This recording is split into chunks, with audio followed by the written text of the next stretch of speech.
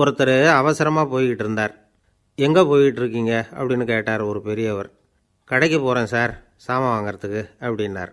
அங்கே போகிறதுக்கு முன்னாடி தெரிஞ்சிக்க வேண்டியதெல்லாம் தெரிஞ்சுக்கிட்டீங்களா அப்படின்னு கேட்டார் பெரியவர். கடைக்கு போய் காசை கொடுத்து ஒரு பொருளை வாங்கிட்டு வரப்போகிறோம், இதில் தெரிஞ்சிக்க வேண்டியது என்ன இருக்குது அப்படின்னார் அலட்சியமாக. இப்போ அந்த பெரியவர் பேச ஆரம்பித்தார். இந்த உலகத்தில் எந்த ஒரு செயலில் இறங்குறப்பவும் நாம் நல்லா ஆலோசனை பண்ண வேண்டிய விஷயம் 5 அப்படின்னார். உதாரணமாக, ஒருத்தன் கடைக்கு போய் ஏதோ ஒரு பொருளை வாங்கிட்டு வர போகிறான்னு வச்சுக்கங்களேன். அப்போ கூட அவன் 5 விஷயங்களை பற்றி தெரிஞ்சுக்க வேண்டியிருக்குது அப்படிங்கிறார் அவர். முதல்ல அந்த பொருள் எப்படிப்பட்டது அப்படிங்கிறத தெரிஞ்சுக்கணும். ரெண்டாவதாக தன்னை பற்றியும் தெரிஞ்சுக்கணும். அப்போ தான் அந்த பொருள் தனக்கு தேவையா இல்லையா அப்படிங்கிறத புரிஞ்சுக்க முடியும். மூணாவதாக தெரிஞ்சுக்க வேண்டியது ஒன்று இருக்குது. அது என்னென்னா, அந்த பொருளை அடையிறதுக்கு வழி என்ன அப்படிங்கிறத தெரிஞ்சுக்கணும். அதாவது எவ்வளவு பணம் கொடுத்தா அது கிடைக்கும், இது மாதிரியான விஷயங்கள். நாலாவதாக அந்த பொருளை அடையிறது மூலமாக நாம் அடையக்கூடிய பயன் என்ன அப்படிங்கிறதையும் உணரணும். அஞ்சாவது, அந்த பொருளை அடையிறதுல இருக்கக்கூடிய தடை எது அப்படிங்கிறதையும் நாம் தெரிஞ்சுக்கணும். பெரியவர் பேசுகிறது ஏதோ தத்துவம் மாதிரி தெரியுது இல்லையா? தத்துவம்தான். அதாவது இப்படி உலகியல் வாழ்க்கையில் சின்ன சின்ன விஷயங்கள்லேயே நாம் 5 விஷயங்களை தெரிஞ்சுக்க வேண்டியிருக்குது. அது ரொம்ப அவசியமாக இருக்குது. பேரின்ப நிலைன்னு சொல்கிறாங்கள்ல, அது மாதிரி பெரிய சமாச்சாரங்கள்லேயும் இந்த 5 விஷயங்களை நாம் தெரிஞ்சுக்க வேண்டியிருக்குது. அதுக்கு பேர் என்னன்னா அர்த்த பஞ்சகம். வைணவ சமயத்தில் அர்த்த பஞ்சகம்ங்கிறது ரொம்ப பெரிய விஷயம். கடைக்கு போகிறது மாதிரி கடவுளை பார்க்க போகிறப்பவும் நாம் 5 விஷயங்களை தெரிஞ்சுக்கணுமா. முதல்ல பரம்பொருள் அப்படிங்கிறது என்ன, அதோட தன்மைகள் என்ன, இதை தெரிஞ்சுக்கணும். இதுக்கு பேர் என்னென்னா பரமாத்ம ஸ்வரூபம் அப்படின்னு பேர். ரெண்டாவது, நாம் யார், நம்மோட தன்மை என்ன அப்படிங்கிறத தெரிஞ்சுக்கணும். நான் யாருன்னு எனக்கே தெரியலங்கிறப்போ இதை நான் சொல்கிறேன்னு இது என்னுடையதுன்னு சொல்கிறது தப்பு தானே. அப்புறம் மூணாவது விஷயம், பரம்பொருளை நாம் அடையிறதுக்கு வழி எது, இதை தெரிஞ்சுக்கணும். இது உபாய ஸ்வரூபம் அப்படின்னு பேர். நாலாவது விஷயம், நாம் அடைய வேண்டிய பயன்கள் என்ன அப்படிங்கிறத தெரிஞ்சுக்கிறது. இதுக்கு புருஷார்த்தம் அப்படின்னு பேர். அஞ்சாவது, அந்த பயனை அடைய விடாமல் தடுக்கிற தடைகள் யாவை அப்படிங்கிறத தெரிஞ்சுக்கிறது. இது விரோதி ஸ்வரூபம். இதைத்தான் தடையியல் அப்படின்னு சொல்கிறாங்க. அதாவது பரமாத்மாவை பற்றிய அறிவு, ஜீவாத்மாவை பற்றிய அறிவு, உபாயம் பற்றிய அறிவு, புருஷார்த்தம் பற்றிய அறிவு, இந்த 4 அறிவுக்கும் எதிரடையாக, அதாவது அதையெல்லாம் தப்பாக புரிஞ்சுக்கிறதால உண்டாகக்கூடிய அறிவு விரோதி ஸ்வரூபம். என்ன இது தகவலில் ஏதாவது கதை சொல்லுவீங்கன்னு பார்த்தா ஏதோ தத்துவம் பேசிகிட்டு இருக்கிறீங்களே அப்படின்னு நினைக்கலாம். இதுவும் தெரிஞ்சிக்க வேண்டிய ஒரு பெரிய விஷயந்தான். காதில் போட்டு வச்சா எப்போவாவது உபயோகப்படும். என்னுடைய நண்பர் ஒருத்தர் ஒரு நாள் என்கிட்ட சொன்னார், சார், அடுத்த மாதம் தஞ்சாவூரில் ஒரு கல்யாணம், போகிறதா வேண்டாமா அப்படின்னு ஒரே குழப்பமாக இருக்குது அப்படின்னார். நான் உடனே இந்த அர்த்த பஞ்சக உபதேசம் பண்ண ஆரம்பித்தேன். அவர் எல்லாத்தையும் பொறுமையாக கேட்டுவிட்டு, சரி சார், நான் போகிறதுன்னு முடிவு பண்ணிவிட்டேன்னார். எப்படி இந்த முடிவுக்கு வந்தீங்க அப்படின்னு கேட்டேன். அவர் சொன்னார், சார், அந்த 2வது பாயிண்ட் ஒன்று சொன்னீங்களே, அதை புரிஞ்சுக்கிட்டதுக்கு அப்புறம்தான் இந்த முடிவுக்கு வந்தேன் அப்படின்னார். என்ன 2வது பாயிண்ட்டுன்னு? அதாவது தன்னை பற்றி புரிஞ்சுக்கணும் அப்படின்னு சொன்னீங்க. உடனே என்னை பற்றி புரிஞ்சுக்கிட்டேன், நான் யாருங்கிறது எனக்கு தெரிஞ்சுது, உடனே போகிறது தான் நல்லதுன்னு முடிவு பண்ணிவிட்டேன்னார். நீங்கள் யாருன்னு கேட்டேன். நான் தான் சார் அந்த கல்யாணத்தில் தாலி கட்ட வேண்டிய மாப்பிள்ளை அப்படின்னார். ஒரு காடு, அங்கே புத்தர் அவர் பாட்டுக்கு நடந்து போய்கிட்டே இருக்கிறார். அவருக்கு பின்னாடி ஒரு குரங்கு, அதுவும் தொடர்ந்து வந்துக்கிட்டே இருக்குது. புத்தர் திரும்பி பார்த்தார். குரங்கு அப்படியே குதித்து உயர எழும்பி ஒரு கிளையில் போய் உக்காந்துது. ஏன் இப்படி பண்ணுறேன்னு கேட்டார் புத்தர். என்னை சாதாரணமாக நினைக்க வேணாம், நான் மகாமந்தி, என்னால் எல்லாம் முடியும், முடியாதுங்கிற வார்த்தையே என்னுடைய அகராதியில் கிடையாது, என்ன வேணும்னாலும் செய்வேன் அப்படின்னுது. அப்படின்னா ஒரு பந்தயம் வச்சுக்கலாமான்னார் இவர். ஓ, வச்சுக்கலாமேன்னுது. வேறு ஒன்றும் இல்லை, இப்போ நீ மேலே எழும்பி அந்த கிளையில் உட்காந்தது மாதிரி அங்கேருந்து தாவி என் உள்ளங்கையில் உட்காரணும், அவ்வளவுதான் அப்படின்னார். அப்படி உட்காந்துட்டா என்ன பரிசு அப்படின்னு கேட்டது அது. சொர்க்கத்தில் இருக்கிற மாமன்னன் மரகத சக்கரவர்த்தியை என்னோட இருக்கும்படியாக கூப்பிட்டுக்கிறேன். அந்த சமயத்தில் அவருடைய அரியணை அங்கே காலியாகிடும், நீ அதில் போய் உட்காந்துக்கலாம். பந்தயத்தில் தோத்துட்டா ஒரு கல்ப காலம் இந்த பூமியில் வாழ வேண்டியிருக்கும். அதுக்கு பிறகு தான் என்கிட்ட வர முடியும். என்ன சொல்கிற அப்படின்னார். குரங்குக்கு தாவறது ஒரு பெரிய காரியமா? இது எனக்கு ரொம்ப சாதாரண விஷயம். என்ன இப்போவே தாவட்டுமா அப்படின்னுது. சரின்னு சொல்லி உள்ளங்கையை நீட்டினார். அவருடைய கை தாமரை இலை அளவுக்கு அப்படியே விரிஞ்சுது. குரங்கு சௌகரியமாக வந்து உட்கார்றதுக்காக. குரங்கு தாவறதுக்கு தயாராச்சு. அதுக்கு முன்னாடி ஒரு சின்ன யோசனை அதுக்கு. இந்த கிளையிலேருந்து அந்த கைக்கு தாவறது எனக்கு ரொம்ப அற்பமான ஒரு வேலை. இது ரொம்ப சாதாரணம். என்னுடைய கௌரவத்துக்கு இது சரியாக இருக்காது. அதனால் நான் என்ன பண்ண போகிறேன்னா, இங்கேருந்து கிளையிலேருந்து அப்படியே உயர எழும்ப போகிறேன்.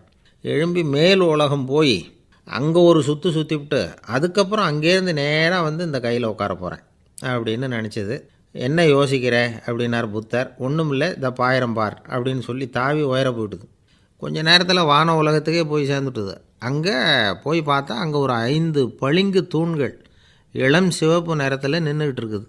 குரங்கு நினச்சிக்கிட்டது, புத்தர்கிட்ட போய் இந்த பளிங்கு தூண்களை பார்த்தோம்னு சொன்னால் அப்படியே திகைச்சி போயிடுவார். இந்த தூணில் ஏதாவது அடையாளம் செஞ்சுட்டு போகணும் அப்படின்னு அந்த இடத்துல மிதந்துக்கிட்டே நினச்சிது. உடனே ஒரு தூணில் எழுதிச்சு. என்ன எழுதிச்சுன்னா, ஒரு மகா ஞானி இங்கே வந்துட்டு போகிறார் அப்படின்னு எழுதிச்சு. எழுதிவிட்டு அப்படியே கீழே தாவி வந்து புத்தரோட உள்ளங்கையில் உட்காந்துது. எப்படி பார்த்தீங்களா என்னுடைய வேலை? வான உலகத்துக்கே போய் அங்கே இருக்கிற 5 பளிங்கு தூண்களை பார்த்துட்டு அதில் நான் வந்த விவரத்தை எழுதி வச்சுட்டு அதுக்கப்புறம் இங்கே வந்திருக்கிறேன் அப்படின்னுது ரொம்ப பெருமையாக. அப்படியா அப்படின்னார் புத்தர். ஆமாம், சந்தேகமாக இருந்தால் வாங்க, அழைச்சிட்டு போய் காட்டுறேன் அப்படின்னுது அந்த குரங்கு. அதுக்கு தேவையில்லை, அப்படியே கொஞ்சம் கீழே குனிஞ்சு பார் தெரியும் அப்படின்னார் புத்தர். அங்கே பார்த்தா புத்தரோட உள்ளங்கை தெரிஞ்சுது. நல்லா உத்து பார்த்துது. அவரோட ஒரு விரலில் அது எழுதிய வாசகம் தெரிஞ்சுது. குரங்கு யோசனை பண்ணிச்சு, அப்படின்னா வானத்தில் நான் பார்த்தது புத்தரோட விரல்களா அப்படின்னு யோசிச்சுது. இதை புரிஞ்சுக்கிட்ட உடனே அந்த குரங்கோட கர்வம் அழிஞ்சு போச்சான். நம்ம மனசு தான் இந்த குரங்கு. மனம்ங்கிறதும் ஆணவங்கிறதும் ஒரு நாணயத்தின் 2 பக்கங்கள். மனம் உள்ளவரை ஆணவமும் இருக்கும். மனம் அழிஞ்சாதான் ஆணவம் அழியும். மனம் அழிய வேண்டும் அப்படின்னு பெரியவங்க சொல்கிறது இந்த அர்த்தத்தில் தான். நம்ம ஆளுங்க சவால் விடுறதெல்லாம் வேறு மாதிரி. ஒருத்தன் ஒரு வாய்க்காலை தாண்டுறேன்னு பந்தயம் கட்டி தாண்ட முடியாமல் வாய்க்காலில் விழுந்து காலை உடச்சிக்கிட்டு கட்டு போட்டுக்கிட்டு வந்தான். ஏன்டா அப்படின்னு கேட்டாங்க. நான் பந்தயம் கட்டின நேரம் சரியில்லை அப்படின்னா. எப்படிறான்னு கேட்டிருக்காங்க. வாய்க்காலில் தண்ணி இருக்கிற நேரமாக பார்த்து பந்தயம் கட்டியிருக்கணும் அப்படின்னானா. ஒரு ஊரில் ஒரு இளைஞன் இருந்தான். ஒரு நாள் அவன் ஒரு குருவை தேடிக்கிட்டு புறப்பட்டான். ஊரை விட்டு வெளியில் போனான். போகிற வழியில் ஒரு காடு. அந்த காட்டில் ஒரு மரத்தடியில் ஒரு பெரியவர் உட்காந்துருக்கிறார். அமைதியாக மௌனமாக அவர் அமர்ந்திருக்கிறார். இந்த பெரியவரை விசாரிக்கலாம், குருவை தேடி கண்டுபிடிக்கிறதுக்கு இவர் ஏதாவது ஒரு வழி சொல்லி கொடுப்பார் அப்படின்னு நினச்சிக்கிட்டு அவரை நெருங்கினான். ஐயா, எனக்கு ஒரு குரு தேவை, எங்கே கிடைப்பார்? அவரை எப்படி அடையாளம் கண்டுபிடிக்கிறது? அதை பற்றி ஏதாவது விவரம் சொன்னீங்கன்னா நான் கண்டுபிடிச்சிக்குவேன் அப்படின்ட்டுருக்கான். பெரியவர் நிமிர்ந்து பார்த்தார். தம்பி, அது ரொம்ப சுலபம். அவர் வயசானவராக இருப்பார். என்னை விட சுமார் 30 வயசு அதிகமாக இருக்கும். அவர் ஒரு மரத்தடியில் தான் உட்காந்துருப்பார் அப்படின்ட்டுருக்கான். சரிங்க பெரியவரே, அது என்ன மாதிரியான மரம், எப்படி இருக்கும் அப்படின்னு கேட்டிருக்கான். பெரியவர் அந்த விவரங்களையும் சொல்லியிருக்கிறாரு. அது மட்டும் இல்லை, சந்திக்கிற நாள், நேரம், வினாடி முதற்கொண்டு எல்லா விவரங்களையும் துல்லியமாக சொன்னாராம். இவ்வளவு விவரங்களை இவரால் எப்படி சொல்ல முடியுது அப்படின்னு இவனுக்கு ஆச்சரியம். இருந்தாலும் அந்த பெரியவர் கடைசியாக ஒரு விவரம் சொன்னார். அது என்ன தெரியுமா? எப்படியும் நீ அவரை சந்திக்கிறதுக்கு ஒரு 30 வருஷம் ஆகும் அப்படின்னு சொல்லிவிட்டாராம். ரொம்ப நன்றிங்க பெரியவரே அப்படின்னு சொல்லிவிட்டு அந்த இளைஞன் புறப்பட்டுருக்கான். இப்போ அவனுக்கு குரு பற்றின விவரம் எல்லாம் கிடச்சிட்டுது. சந்திக்கிற நேரமும் தெரிஞ்சுட்டுது. ஆனால் 30 வருஷம் அவரை தேடி அலைய வேண்டியிருக்குமே. அவன் தேட ஆரம்பித்தான். காடு மலை எல்லாம் சுற்றி அலைஞ்சான். பல வருஷங்கள் தேடினான். அழுத்து போயிட்டான். கடைசியில் அவனுக்கும் வயசாகிட்டுது. கடைசியில் தன்னுடைய சொந்த ஊருக்கே திரும்பி போய்கிட்டு இருந்தான். அங்கே ஒரு மரத்தடியில் அவன் தேடிக்கிட்டு இருந்த குருநாதர் கிடைச்சார்.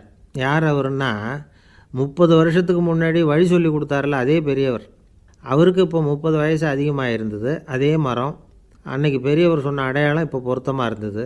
இப்போ அந்த பெரியவர் சொன்னார், சரியாக வந்து சேர்ந்துட்டேன், வா, உனக்காக தான் நான் இவ்வளவு காலமும் காத்துக்கிட்டு இருந்தேன் அப்படின்னாராம். என்ன சொல்கிறீங்கன்றிருக்கான். 30 வருஷத்துக்கு முன்னாடி என்கிட்ட வந்தியே, அப்போவே என் காலம் வந்து முடிஞ்சு போயிருந்தது. அப்போவே என்ன உனக்கு அடையாளம் தெரியல, அதனால் இவ்வளவு காலம் உனக்காக காத்துட்ருக்கும்படி ஆகிட்டுது அப்படின்னாராம். ஐயா, அப்போவே நீங்கள் சொல்லியிருக்கலாமே, இதுதான் 30 வருஷம் கழித்து நீ சந்திக்க போகிற இடம், நான் தான் உன்னுடைய குரு அப்படின்னு சொல்லியிருக்கலாமே அப்படின்ட்டுருக்கான். அந்த பெரியவர் சிரிச்சுக்கிட்டே இதுக்கு பதில் சொன்னாராம். நான் எவ்வளவோ விவரமாக தான் சொன்னேன், நீ சரியாக புரிஞ்சிக்கல. காரணம், அப்போ நீ போதுமான அளவுக்கு பக்குவம் பெற்றிருக்கவில்லை. அதனால் புரியும் சக்தி இல்லாமல் போயிட்டுதப்போ 30 ஆண்டு காலம் நீ அலைஞ்சி தெரிஞ்சிருக்கிற. அது காரணமாக இப்போ உனக்கு அந்த பக்குவம் வந்துட்டுது. அதனால தான் அடையாளம் காண முடிஞ்சுது. நானே உன்னுடைய குரு அப்படின்னாராம். இதிலேருந்து என்ன தெரியுதுன்னா, ஆன்மீகத்தில் மாணவனாக சேர்றதுக்கு கூட ஒரு பக்குவத்தன்மை தேவைப்படுது. ஒரு பெரிய ஞானி, அவர்கிட்ட சீடனாக இருக்க ஒருத்தன் வந்தான், எதிரில் நின்னான். ஞானி அவனை வெகு நேரம் உற்று பார்த்தார். அப்புறம் சொன்னார், சீடனாக இருக்கிறது ரொம்ப சிரமம்னார். நான் தயாராக இருக்கிறேன்னா. அது இன்னமும் சிரமமாச்சே, இங்கே குருவாக இருக்கிறது மட்டுமே சுலபம் அப்படின்னாராம். அப்படின்னா நான் குருவாகவே ஆகிடுறேன் அப்படின்னானா. இது போலவே இந்த காலத்தில் கதை ஒன்று உண்டு. ஒரு பள்ளிக்கூடத்தில் வகுப்பு ஆசிரியர் மாணவனை திட்டிக்கிட்டு இருந்தார். டேய், நீ 100க்கு 10 மார்க்கு தான் வாங்கிக்கிட்டு இருக்க. இவ்வளவு மோசமாக நீ படித்தா கடைசியில் மாடு மேய்க்கிறது கூட லாய்க்கு இல்லாதவனா ஆகிடுவேன். அதுக்கப்புறம் என்ன செய்ய போகிறேன் அப்படின்னாராம். பையன் தலையை சொரிஞ்சிக்கிட்டே சொன்னானா, சார் அப்படின்னா ஒன்று செய்கிறேன் அப்படின்னானா. இவர் கேட்டிருக்கார், என்ன செய்ய போகிறேன்னு. வேறு என்ன சார், உங்களை மாதிரி ஒரு ஆசிரியர் ஆகிடுறேன் அப்படின்னானா. நம்மளில் சில பேர் ரொம்ப தைரியமாக இருப்பாங்க. நாம் கூட சொல்கிறது உண்டு, அந்த ஆளுகிட்ட வர்றதுக்கு எமன் கூட பயப்படுவான் அப்படின்னு சொல்கிறது உண்டு. தைரியசாலிகளை நெருங்கிறதுக்கு யமன் பயப்படுவான் அப்படின்னு சொல்கிறது உண்மை தான். அது பொய் இல்லை. மன வலிமை இருக்குது பாருங்கள், அது மனுஷனை காப்பாற்றும். இது மருத்துவ ரீதியான உண்மை. உடல் கோளாறுகள் மன ஆரோக்கியத்தை பாதிக்கும். மன எழுச்சி, மன போராட்டம் இதெல்லாம் உடல் இயக்கத்தில் மாறுதலை உண்டாக்குது. சில வகையான நோய்களுக்கும் மனசுக்கும் இருக்கிற சம்பந்தம் என்னங்கிறத பற்றியெல்லாம் இப்போ ஆராய்ச்சி பண்ணுறாங்க.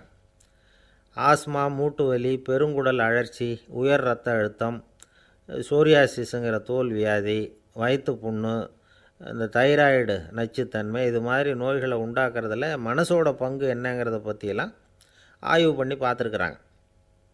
எதுக்கு எடுத்தாலும் சோர்ந்து போகிறது, தோண்டு போகிறது, இப்படிப்பட்ட மனவாகு, அதோட யாரும் நமக்கு உதவ முடியாது அப்படிங்கிற மனோபாவம், கைவிடப்பட்ட மனநிலைமை, இதெல்லாம் நோயோட தீவிரத்தை ரொம்ப அதிகரிக்க செய்யுதான். இவங்கெல்லாம் அந்த கைகால் வலிக்குது, உடம்பு அசதியாக இருக்குது, தூக்கம் வரல, முதுகு வலிக்குது, உடம்பில் உணர்ச்சி குறையுது, கை கால் விரல்லாம் மரத்து போகுது, இப்படி ஏதாவது சொல்லிக்கிட்டு டாக்டர்களை தேடி வந்துக்கிட்டு இருப்பாங்க. நெஞ்சு வலி யாருக்கு வருது தெரியுமா? பதற்றம், போட்டி மனப்பான்மை, அளவுக்கு அதிகமான வேகம், துடிப்பு, பேராசை, இதுலேயும் கட்டுப்பாடு, நேரம் தவறாமை, அப்புறம் இதெல்லாம் உள்ள மனவாக உள்ளவங்க இருக்கிறாங்கல்ல, அவங்க பெரும்பாலும் நெஞ்சு வலிக்கு ஆளாயிடுறாங்களாம். ஃப்ரீட்மேன் அப்படிங்கிறவர் நிறைய ஆராய்ச்சியெல்லாம் பண்ணி பார்த்துட்டு இதை உறுதிப்படுத்தியிருக்கிறார். அவர் பண்ணின ஆராய்ச்சியில் என்னெல்லாம் தெரிய வந்தது தெரியுமா? பொறுப்பு அதிகம் உள்ளவங்களுக்கு கண்டிப்பாக இரத்த அழுத்தம் வரும், அதிகமாக இருக்குமா. அதே மாதிரி கண்டிப்பாக இருக்கிறாங்கல்ல, அவங்களுக்கும் இரத்த அழுத்தம் அதிகரிக்குமா. இரத்த அழுத்தம் தனக்கு அதிகமாக இருக்குங்கிறத தெரிஞ்சுக்கிட்டவங்க தலைவலி, மயக்கம், இந்த தலை சுத்தல், அசதி, இது மாதிரியான உணர்வுகளை அவங்களுக்கு வந்துடும், அது மாதிரி உணர்வு. ஆனால் உண்மை என்ன தெரியுமா? இதெல்லாம் இரத்த அழுத்தத்தினால இல்லை. இரத்த அழுத்தம் கட்டுப்பாட்டுக்குள்ளே இருந்தால் கூட இவங்க இப்படி நினைக்கிறாங்களாம். இதுக்கு காரணம் மனசு தான் அப்படிங்கிறார் அவர். சில பேர் எப்படி தெரியுமா? ஒருத்தர் மாரடைப்பால் இறந்து போனார் அப்படின்னு கேள்விப்பட்டால் போதும், இறந்து போகிறதுக்கு காரணம் இதயம்தான் அப்படிங்கிற பீதியால், இதய தளர்ச்சி அப்படிங்கிற மனநோயால் பாதிக்கப்படுறார். இவங்கெல்லாம் அடிக்கடி தங்களுடைய இதய பகுதியை தொட்டு பார்த்துக்குவாங்க, நாடியை பிடிச்சி பார்த்துக்குவாங்க. அடிக்கடி மூச்சை உள்ளுக்கு இழுத்து வெளியில் விட்டு வலி வருதா அப்படின்னு பார்த்துக்கிட்டு இருப்பாங்க. வேறு எங்கேயாவது வலிச்சா கூட நெஞ்சை வலிக்குதா அப்படின்னு பார்ப்பாங்க. நெஞ்சு வலிக்குதுன்னு கூட சில பேர் சொல்ல ஆரம்பிச்சிருவாங்க. ஆஸ்மாவுக்கும் மனசுக்கும் சம்பந்தம் உண்டு.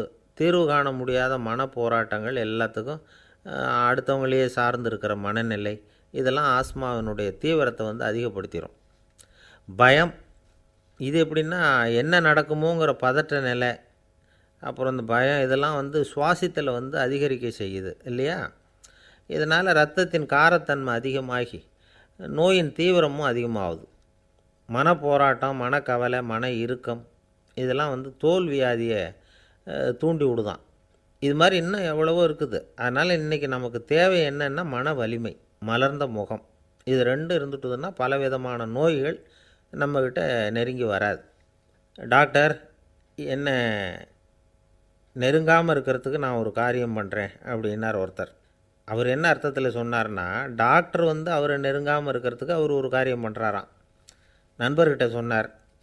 நண்பர் கேட்டார், அது என்ன காரியம் பண்ணுற அப்படின்னு கேட்டார். தினம் ஒரு ஆப்பிள் பழம் சாப்பிட்றேன்னார் அவர்.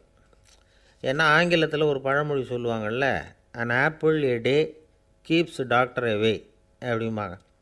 ஒரு ஆப்பிள் பழம் சாப்பிட்டா டாக்டர் விலகியே இருப்பார், டாக்டர்கிட்ட போக வேண்டிய அவசியம் இருக்காது அப்படிங்கிறதுக்காக அந்த பழமொழி சொல்கிறது. என்ன, நான் யாருமே நெருங்காமல் இருக்கிறதுக்கு நான் ஒரு காரியம் பண்ணுறேன்னார் இன்னொருத்தர். டாக்டர் நெருங்காமல் இருக்கிறதுக்கு ஆப்பிள் பழம் சாப்பிட்றேன்னார் அவர். என்னை யாருமே நெருங்காமல் இருக்கிறதுக்கு நான் ஒரு காரியம் பண்ணுறேன்னார் இன்னொருத்தர். அது என்னன்னு கேட்டோம். தினம் ஒரு பூண்டு சாப்பிட்றேன்னார். ஏ கார்லிக் எ டே கீப்ஸ் எவ்ரிபடி அவே அப்படின்னு அதுக்கு ஒரு புது விளக்கமும் கொடுத்தார். ஒரு ராஜா ஊரெல்லாம் சுற்றி பார்த்துட்டு வரலாம்னு ஒரு நாள் புறப்பட்டு போனார். ஒரு இடத்துல தறி நெசவு வேலை ரொம்ப மும்முரமாக நடந்துக்கிட்டு இருந்தது. ஒரு பெரியவர் தறியால் நெசவு வேலை செஞ்சுக்கிட்டு இருந்தார். பக்கத்தில் ஒரு அழகான பொண்ணு உட்காந்து நூலை சுற்றிக்கிட்டு இருக்குது. ராஜா அந்த பெரியவரை பார்த்து யார் இந்த பொண்ணுன்னு விசாரித்தார். ராஜா அப்படி கேட்டதும் அவருக்கு ரொம்ப பெருமையாக போயிட்டுது. ஏன்னா உட்காந்துருந்தது அவரோட மகள். அரசே, இது என்னுடைய மகள். இவ வேகமாக நூல் திரிக்கக்கூடியவள். வைக்கோலை எடுத்து இவ திரிச்சா கூட அது எல்லாம் பவுனிழையாக வெளியில் வரும் அப்படின்னு ஒரு ராசி இவளுக்கு அப்படின்னு ரொம்ப பெருமையாக ராஜா கிட்ட சொன்னார். ராஜா இதை கேட்டதும் அசந்துட்டார். அப்படியா, இவ்வளவு அழகும் சாமர்த்தியமும் உள்ள இந்த பொண்ணு என்னோட வரட்டுமே, இவளை என் மருமகளாக ஆக்கிக்கிறேன் அப்படின்னார் ராஜா. அந்த பெரியவருக்கு ஒன்றும் புரியல. ஏதோ கொஞ்சம் பெருமையாக சொல்ல போவ அது இப்படி ஆகிட்டுதே அப்படின்னு கவலைப்பட்டார். இருந்தாலும் ராஜா பேச்ச தட்ட முடியுமா, மகளை அனுப்பி வச்சுட்டார். ராஜா அந்த பொண்ணை அரண்மனைக்கு அழைச்சிட்டு வந்தார். அங்கே ஒரு அறையில் வச்சு பூட்டி விட்டார். அந்த ரூமு நிறைய வைக்கோலை கொண்டாந்து போட்டு அடைச்சாங்க. 3 ராட்டைகள் வேறு வச்சுருந்தாங்க. நாளைக்கு பொழுது விடியறதுக்குள்ளே நீ இந்த வைக்கோலையெல்லாம் தங்க இழைகளாக மாற்றி காட்டணும். நாளைக்கு காலம்புறம் நான் இந்த அறை கதவை திறப்பேன். உன் தகப்பன் சொன்னது மாதிரி எல்லாம் தங்கமாக மாறி இருக்கணும், இல்லைன்னா நீ உயிர் தப்ப முடியாது அப்படின்னு உத்தரவு போட்டார். பாவம் அந்த பொண்ணு என்ன பண்ணும், பகல் பூரா அழுதுகிட்டே உட்காந்துருக்குது. ராத்திரி பூராவும் தூக்கம் வரல. மறுநாள் அதிகாலை நேரத்தில் யாரோ கதவை தட்டுற சத்தம் கேட்டுது. பயந்துக்கிட்டே கதவை திறக்கிறா. திறந்து பார்த்தா வெளியில் 3 அவலட்சணமான பெண்கள். ஒருத்திக்கு கால் அகலமாக முறை மாதிரி இருக்குது, இன்னொருத்திக்கு கட்டை விரல் கரண்டி மாதிரி பெருசாக இருக்குது, 3ஆவது பொண்ணுக்கு உதடு தடித்து ரப்பர் மாதிரி தொங்கிக்கிட்டு இருக்கு. யார் நீங்கள், உங்களுக்கு என்ன வேணும் அப்படின்னு கேட்குது இந்த பொண்ணு. நாங்கள் உங்களுக்கு உதவி செய்கிறதுக்கு தான் வந்திருக்கிறோம் அப்படின்னு சொல்லி உள்ளே வந்தாங்க. உட்காந்தாங்க. கொஞ்ச நேரத்துக்குள்ளே உள்ளே இருந்த வைக்கோலையெல்லாம் தங்க இழைகளாக மாற்றி கொடுத்துட்டு போயிட்டாங்க. காலையில் ராஜா வந்தார். பார்த்தார். ஆகா பேஷுனார். இன்னும் கொஞ்சம் வைக்கோலை கொண்டாந்து அந்த ரூமில் போட சொன்னார். இந்த வைக்கோலையும் இன்றைக்கி தங்கமாக மாற்றிவிடு, நாளைக்கு மறுநாள் உனக்கும் இளவரசனுக்கும் கல்யாணம்னு சொல்லிவிட்டார். இன்றைக்கி ராத்திரி அந்த 3 பொண்ணுங்களும் வந்தாங்க. வைக்கோலை பொண்ணு இழைகளாக மாற்றினாங்க, புறப்பட்டாங்க. இந்த பொண்ணு அவங்க காலில் விழுந்து வணங்கினா. என் உசுரை காப்பாற்றினீங்க, உங்களுக்கு நான் என்ன கைமாறு செய்ய போகிறேன் அப்படின்னா. பயப்படாத, நீ விரும்பினா எங்களுக்கு ஒரு உதவி செய்யலாம். உன்னுடைய கல்யாணத்துக்கு நாங்கள் 3 பேரும் வரோம். நீ எங்களை வரவேற்று ராஜாக்கிட்டேயும் இளவரசர்கிட்டையும் நாங்கள் உன்னோட பெரியப்பா பொண்ணுங்கன்னு சொல்லி அறிமுகப்படுத்தி வை, நாங்கள் விருந்து சாப்பிட்டுட்டு போயிடுறோம் அப்படின்னாங்க. ரொம்பவும் சந்தோஷமாக சரின்னு ஒத்துக்கிட்டா. கல்யாண நாள் வந்தது. கல்யாணம் ரொம்ப கோலாகலமாக நடந்துக்கிட்டு இருக்கு. எல்லா தேசத்து ராஜா ராணிகளும் வந்துக்கிட்டு இருக்கிறாங்க. அந்த 3 அவலட்சணமான பொண்ணுங்களும் சேர்ந்தாங்க. யார் இவங்கன்னு கேட்டார் ராஜா. என் பெரியப்பா பொண்ணுங்க அப்படின்னா அந்த பொண்ணு. காலும் உதடும் கட்டை விரலும் ஏன் இப்படி உங்களுக்கு அவலட்சணம் ஆயிட்டுது அப்படின்னு கேட்டார். அதுக்கு அந்த பொண்ணுங்க பதில் சொன்னாங்க. என்ன செய்கிறது, ஓயாமல் வைக்கோலை நூற்று ஒருத்தியோட கட்டை விரல் அப்படி கரண்டி மாதிரி ஆயிட்டுது. நாக்கில் தொட்டு தொட்டு திரிச்சதுனால ஒருத்தியோட உதடு அப்படி ஆயிட்டுது. காலால் கட்டையை அழுத்தி அழுத்தி தறி போட்டதுனால இன்னொருத்தையோட கால் அப்படி ஆயிட்டுது. உங்கள் மருமகளாக வந்திருக்கிற இந்த பொண்ணு அந்த 3ஐயுமே செய்ய தெரிஞ்சவ தான். என்ன ஆக போதும் இன்னும் கொஞ்ச நாளில் அப்படின்னாங்க. அவ்வளவுதான். ராஜா பயந்துட்டார். அம்மா, இன்னையிலேருந்து நீ இளவரசனின் மனைவி. நீ எப்பவும் அழகாக இருக்கணும். அதனால் நீ இனிமேல் வைக்கோலை திரிக்கவே கூடாது அப்படின்னு உத்தரவு போட்டார். அவளை இக்கட்டான சூழ்நிலையிலேருந்து காப்பாற்றின அந்த 3 பொண்ணுங்களும் சந்தோஷமாக திரும்பி போயிட்டாங்களாம். சுவாமி சின்மயானந்தர் இந்த கதையை சொல்லியிருக்கிறார். தன்னலம் மறந்து சுயலாபத்தை தியாகம் செய்கிறது வைக்கோல்ல இருந்து தங்க இழையை நூக்கிறது மாதிரி அப்படிங்கிறார் அவர். அது இருக்கட்டும், இப்போ நம்ம கதைக்கு வருவோம். ஒரு ராஜா தன்னோட மகனுக்கு சுயவரம் நடத்தினார். எல்லா தேசத்திலிருந்தும் ராஜகுமாரர்கள் வந்திருந்தாங்க. ராஜகுமாரியை கல்யாணம் பண்ணிக்கலாம்ங்கிற ஆசையில் சுயம்பர மண்டபத்திலேருந்து எல்லா ராஜகுமாரர்களும் அலறி அடிச்சுக்கிட்டு வெளியில் ஓடி வந்துக்கிட்டு இருக்கிறாங்களாம். ஏன் இப்படி எல்லாரும் மிரண்டு போய் ஓடி வர்றாங்கன்னு கேட்டார் ஒருத்தர். அதுக்கு இன்னொருத்தர் விவரம் சொன்னார். ராஜகுமாரியை இன்றைக்கி தான் அவங்க நேரில் பார்த்தாங்களாம், அதுதான் அப்படி ஓடி வந்துக்கிட்டு இருக்கிறாங்க அப்படின்னார். ஒரு ஊரில் ஒரு ராஜா இருந்தார். பெரிய அரண்மனையில் தான் இருக்கிறார். எல்லா வசதியும் இருந்தது. இருந்தாலும் அவர் எல்லாரும் சொல்கிறது எப்படி தெரியுமா, பிச்சைக்கார ராஜா. அப்படி ஒரு பேர் அவருக்கு நிலச்சி போச்சு. ஜனங்களும் சரி மற்ற தேசங்களில் உள்ளவங்களும் சரி அவர் அந்த பேர் சொல்லியே குறிப்பிடுறது வழக்கமாக போட்டுது. இது அவருக்கு ரொம்ப கவலையாக போச்சு. என்ன இது, நம்மளை தேடி வர்றவங்களுக்கெல்லாம் நாம் சோறு போடுறோம், நம்ம புகழ்ந்து பாடல் ஏற்றி கொண்டு வர்ற புலவர்களுக்கெல்லாம் அவங்க எப்படி வந்தாலும் ஒருவேளை சோறு போடணுங்கிறது உத்தரவு. இவ்வளவுலாம் செஞ்சும் நம்மளை போய் பிச்சைக்கார ராஜான்னு எல்லாரும் சொல்கிறாங்களே, அது ஏன், எதுக்காக இப்படி சொல்கிறாங்க? இதுதான் ராஜாவுக்கு குழப்பம். சரி, இதை பற்றி நம்ம அமைச்சர்கள்கிட்ட கேட்கலாமா அப்படின்னு யோசனை பண்ணார். இந்த விஷயத்தை போய் அவங்கக்கிட்ட எப்படி கேட்குறதுன்னு அவருக்கு தயக்கமாக இருந்தது. கௌரவ குறைச்சலாக தெரிஞ்சுது அவருக்கு. சரி, சாதாரண குடிமக்கள்கிட்ட இதை பற்றி கேட்கலாமா அப்படின்னு யோசனை பண்ணார். கேட்கலாம், ஆனால் அவங்க யாரும் ராஜா முன்னாடி நின்று தைரியமாக பேசக்கூடிய அளவுக்கு இல்லை. ராஜாவோட குழப்பம் நாளுக்கு நாள் அதிகமாக போச்சு. கடைசியாக அவர் ஒரு முடிவுக்கு வந்தார். அதாவது இதை பற்றி ஒரு பிச்சைக்காரங்கிட்டே கேட்டு பார்த்துட்டா என்ன. இதுதான் அவர் பண்ண முடிவு.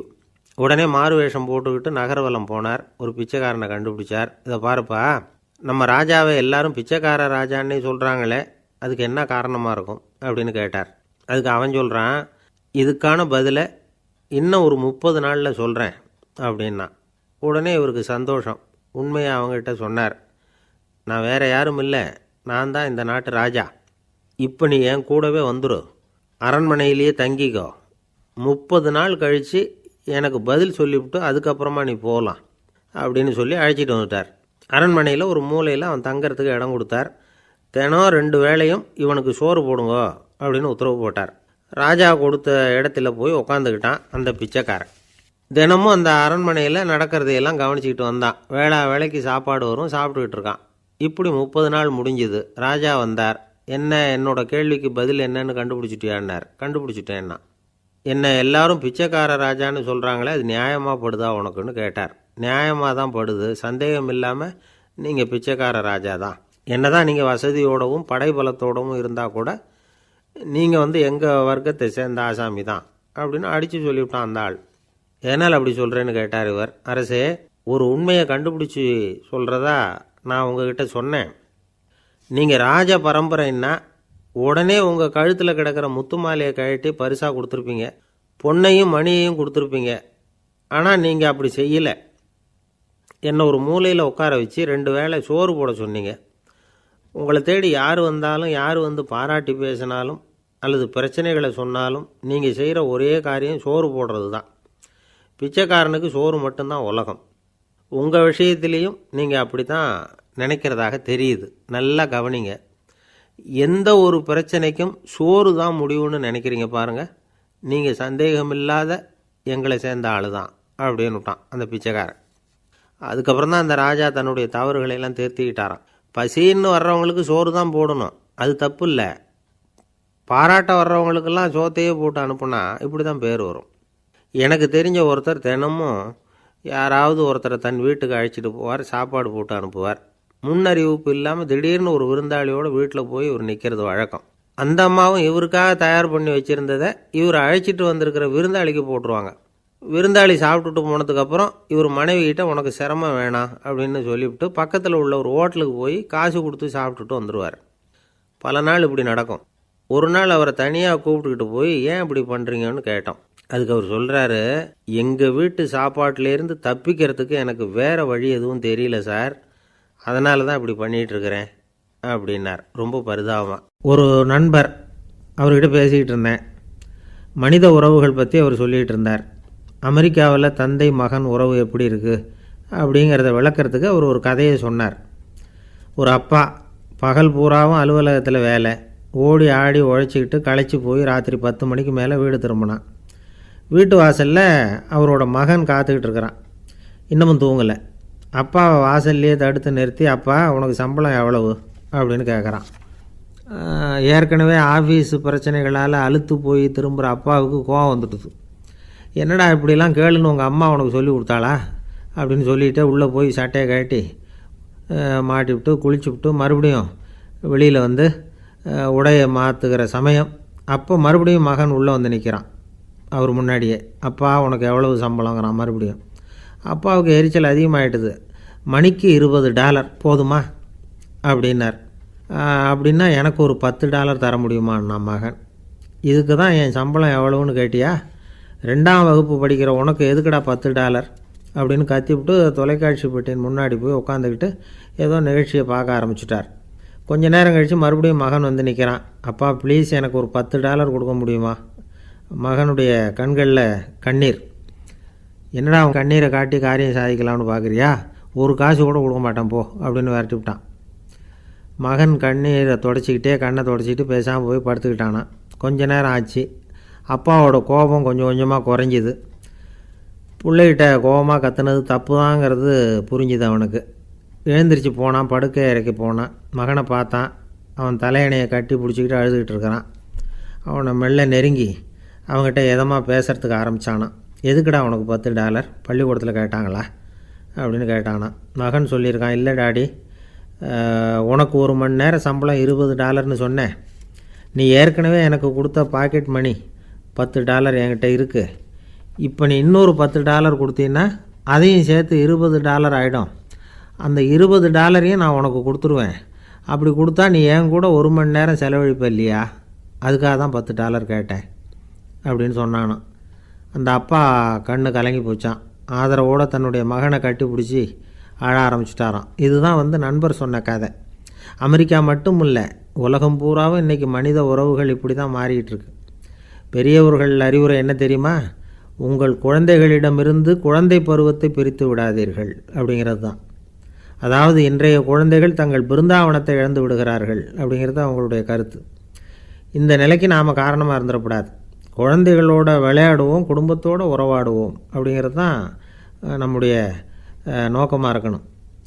இன்றைய உறவு முறைக்கு இன்னொரு உதாரணம் சொல்லுவாங்க. ஒருத்தர் வந்தாராம், அவர் பக்கத்தில் ஒரு சின்ன பையன். நாம் அவரை விசாரிக்கிறோம், யார் இந்த பையன் அப்படின்னா அவர் சொல்கிறார், இவன் எனக்கு தூரத்து உறவு அப்படின்னாராம்.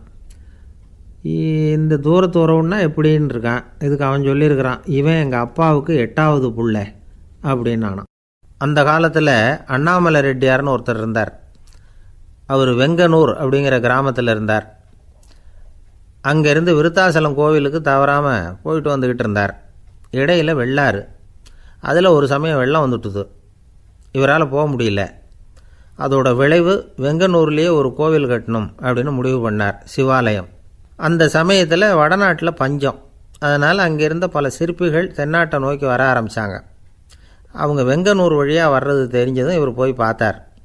இங்கே ஒரு கோவில் கட்டணும், அதுக்கு நீங்கள் உதவணும்னார்.